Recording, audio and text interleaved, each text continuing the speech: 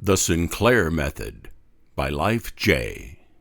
One of the things we AAs read from the Big Book as if it were an everlasting truth, though it was written in 1939, quote, "Physicians who are familiar with alcoholism agree there is no such thing as making a normal drinker out of an alcoholic. Science may one day accomplish this, but it hasn't done so yet." End quote. And it has been a well-kept secret that science began to do just that around 1978. There is still general agreement that it is way preferable for alcoholics to stop drinking altogether. But to the extent this cannot seem to be accomplished, moderated drinking would be preferable to continued out-of-control drinking. However, in this article, we will not be talking about moderation management, the program that claims people can moderate their drinking by sensible application of willpower, but moderation with medications which have been around for decades called Naltrexone and Nalmefene. When used according to Dr. Sinclair's method, there appears to be some extent of success with 80% of those who take it, such that half of those wind up stopping drinking altogether, and half cut their drinking in half or better. Naltrexone and Nalmefene are opioid antagonists. In our brain chemistry, when we take a drink or do something else with which we associate pleasure, endorphins are released. There are neural receptors that fire when endorphins attach to them, or when an opiate does, and this completes the experience of pleasure. Naltrexone is designed such that it will attach to those receptors but not fit properly, and therefore the receptors will not fire, and no sense of pleasure occurs. Thus, when naltrexone is taken, say, an hour before drinking or taking a drug, it is time to block all receptors in this manner so that alcohol or drugs will give no pleasurable effect, though they will still both get a person drunk or high, and will result in the usual incapacitating physical effects of alcohol, such as impaired coordination when drunk, etc. Dr. John David Sinclair was an American doctor, died earlier this year, who started studying alcoholic behavior in both laboratory animals and people in the late 70s. He has mostly worked in Finland, where he received support for his research. He has formed the theory that alcoholism is a learned behavior, much along the lines of Pavlovian conditioning. Drinking initially causes pleasure, even when, as is the case with many of us, in reality it just takes discomfort, social and otherwise, away, and that is experienced as pleasurable. Then, every time this person takes a drink, the pleasure principle is reinforced. Later, in a person's drinking career, when physical dependency on alcohol is developed, a similar phenomenon asserts itself. The anticipation of pleasure still reigns. Drinking takes away the jitters, and that is experienced as pleasurable, even though there is no genuine pleasure, and we know very well that it only feeds into a vicious circle. One of the reasons why naltrexone has not found more use is that, according to Dr. Sinclair, it has been used wrong. Naltrexone is an odd sort of medication. It appears to modify behavior. Actually, any pleasurable behavior which releases endorphins is liable to get modified by it. Thus, when taken in the wrong manner, it can lead to loss of pleasure in sex, eating, exercise, or any other activity perceived as pleasurable, and thus a decrease in such activities. Dr. Sinclair's assertion, which is slowly gaining acceptance, is that naltrexone must be taken an hour before a person with reasonable certainty expects to drink, and only on days when he expects to drink. It will then, after a few months' use, generally result in greatly decreased drinking or stopping altogether. The medication, when taken according to this recommendation, will allow the brain to recondition itself, and the craving for alcohol and the pleasure from drinking will fade away. This process is called pharmacological extinction. The officially recommended use, since naltrexone was authorized by the FDA in the mid-90s, has been that the alcoholic takes it every day and abstains from drinking. In clinical trials, this had even less success than the placebo control group. However, there were some in the abstaining group who had success with this treatment. Turned out those had been cheating and drinking anyways. Those who actually abstained were more likely to go drinking with a vengeance after the trial. Dr. Sinclair reasoned that the medication needed to interact with the actual drinking behavior to be successful. In order for the person to experience decreasing pleasure in drinking, he had to actually drink. By abstaining, all he would do is to increase his craving, and, as we know, for some, the craving can be horribly persistent.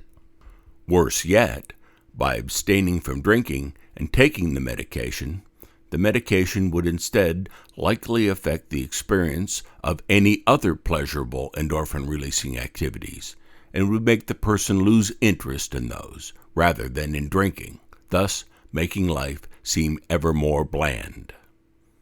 The benefits from taking naltrexone with drinking versus abstinence are as follows. In the controlled drinking experiment, the percentage of patients never relapsing to heavy drinking while taking naltrexone was approximately 27% versus 3% taking the placebo. In the abstinence experiment, the percentage of patients never relapsing to heavy drinking while taking naltrexone was approximately 8%, while the placebo was 13%. The results were taken from a 32-week study, so the expression never relapsing should be taken with a grain of salt. However, the comparison is otherwise clear. Inserts with the naltrexone medication still recommend abstinence, something that would need to be changed if this medication is ever to be used effectively. There are factors that work against this. First of all, drinking is dangerous for an alcoholic. 10% of those who took the medication showed no positive response at all, and another 10% were not able to follow directions sufficiently to have any benefit from it. Of the 80% that would eventually show significant results, the initial phase of the program still poses significant risks. In the very early phase, the medication does not yet have much effect, and the drinking behavior is as risky, or even more risky, than it would be without the medication.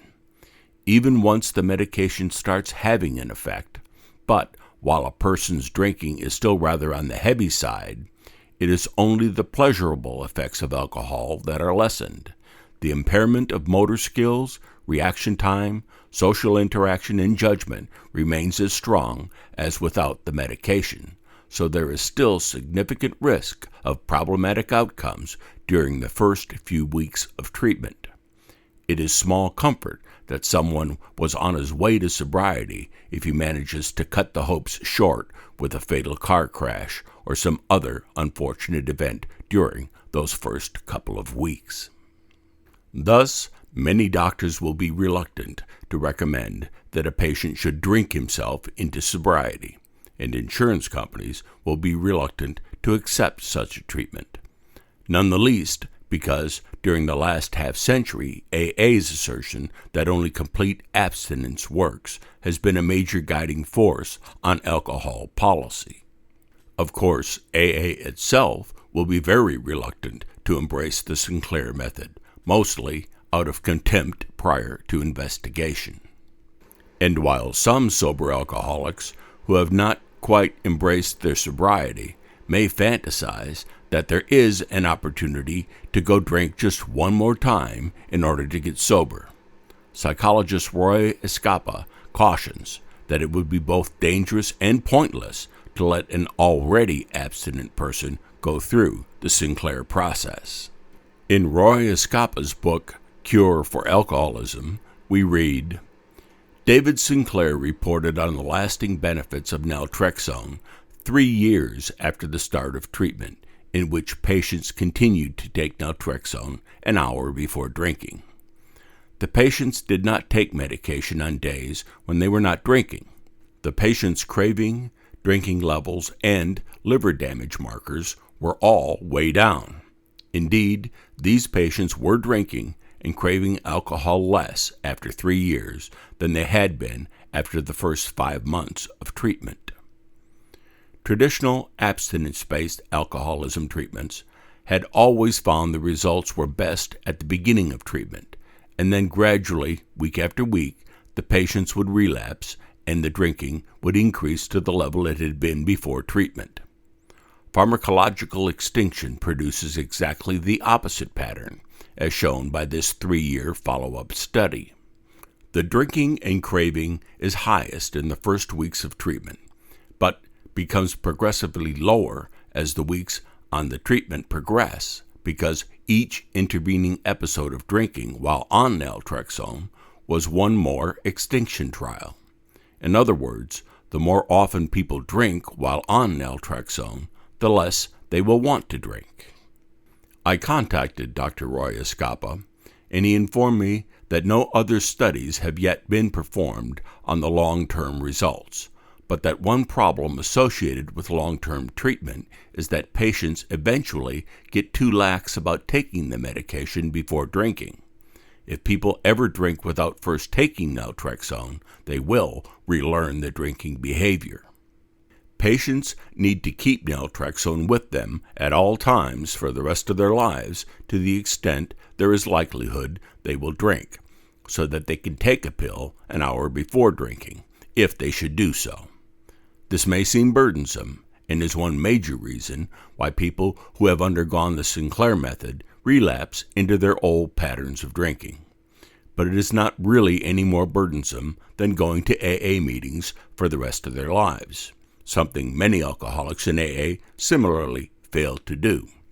And while this does not automatically make them relapse, it does put them at greater risk of doing so. Nalmefene is not yet entirely approved by the FDA as a treatment for alcoholism, but has been approved by the EU and in use in Great Britain for a couple of years. Although metabolized by the liver, it is not as hard on it. Nalmefene absorbs better when taken orally, has longer duration of antagonist action, and more competitive binding with opioid receptor subtypes that are thought to reinforce drinking. However, it is still under manufacturing patent and therefore relatively expensive. Naltrexone patents have expired, so it is now available as a generic. However, there are more side effects from its use than from Nalmefene, though rarely severe, including some nausea, and in large doses it can be hard on the liver, though in the doses prescribed for alcoholism, 25 milligrams the first 2 days and 50 thereafter, it is typically not an issue, since the benefit of not drinking large amounts of liver-damaging alcohol will soon outweigh the slight tendency toward liver damage from naltrexone. A web page by National Institute of Health describes a major recent study with Nalmefene named Essence. Here are some of its conclusions. This approach, better adapted to patients who do not wish or cannot remain totally abstinent, is able to considerably reduce the damage related to alcohol consumption. This objective, which is more accessible and better accepted because it more closely corresponds to the patient's preference, can enable the patient to modify his or her attitude in relation to alcohol dependence. This approach would encourage the patient to seek medical attention and would increase the percentage of patients accessing care. Patients are more likely to achieve their objective that they've chosen themselves as opposed to an objective imposed by the physician. Patients who choose abstinence more often achieve abstinence, while patients who choose reduction of consumption more often achieve this objective. As-needed treatment gives patients a more active role in management of their disease by making them more attentive to the quantity of alcohol consumed and the situations in which they drink. General practitioners, who often feel relatively impotent when the only objective is abstinence, could feel more confident about helping their patients. Reduction of consumption can be either an intermediate objective until the patient understands and accepts the need for abstinence, or, in less severely dependent patients, a realistic long-term objective. See National Institute of Health. I looked at length for negative reviews of these medications. It did not find much other than where it was associated with treatment in combination with abstinence. Of course, this sort of treatment is quite contrary to AA's central principle that only total abstinence will work for an alcoholic. And for me, personally, anything else is indeed hard to imagine. I know how addictive my personality is. My obsessive need to drink alcohol is long gone, but I just devoured a box of cookies in the same manner I used to drink.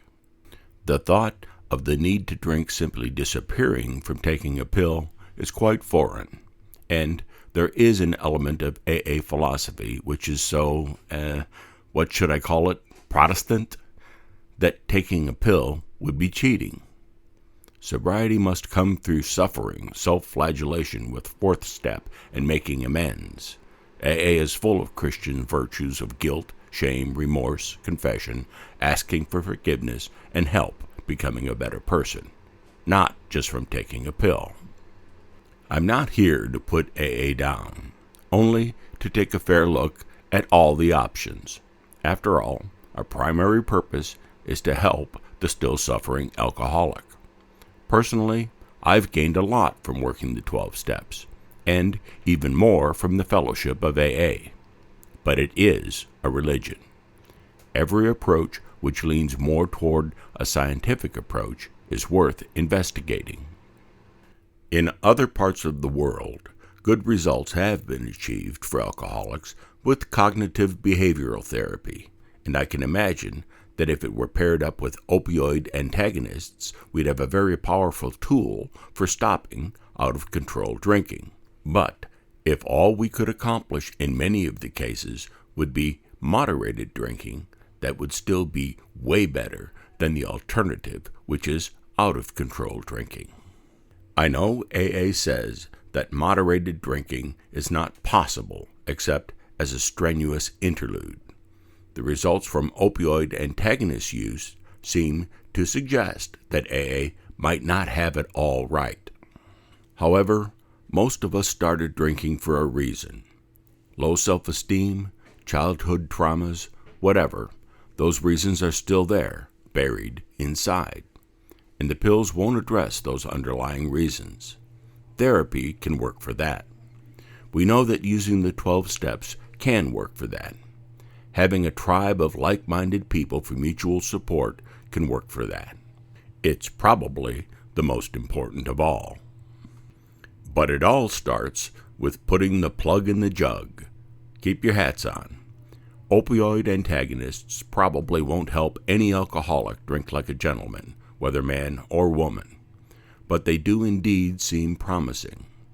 If they can help him cut way back or even quit entirely, he may get clear-headed enough to have a look at his options. They may help save his life long enough to where he can do more with it and rebuild an enjoyable life, whether in the long run he will find a reason to come to AA or not. Postscript, additional reading and references. It's been a while since this article was written, and there is further information, contacts with the people involved, and links to various resources. Simply refer to the original print version of this story, The Sinclair Method by Life J, on the website aabeyondbelief.com in the Alcohol and Drug Treatment section, dated December 22nd, 2015. About the author. Life J got sober in Oakland in 1988. He's been involved in service work of every kind ever since, but now thinks the most important work is to help atheists and agnostics feel safe and welcome in AA. He's spent parts of his life as a building contractor, part as a technical translator, and has dabbled a bit in artwork and writing.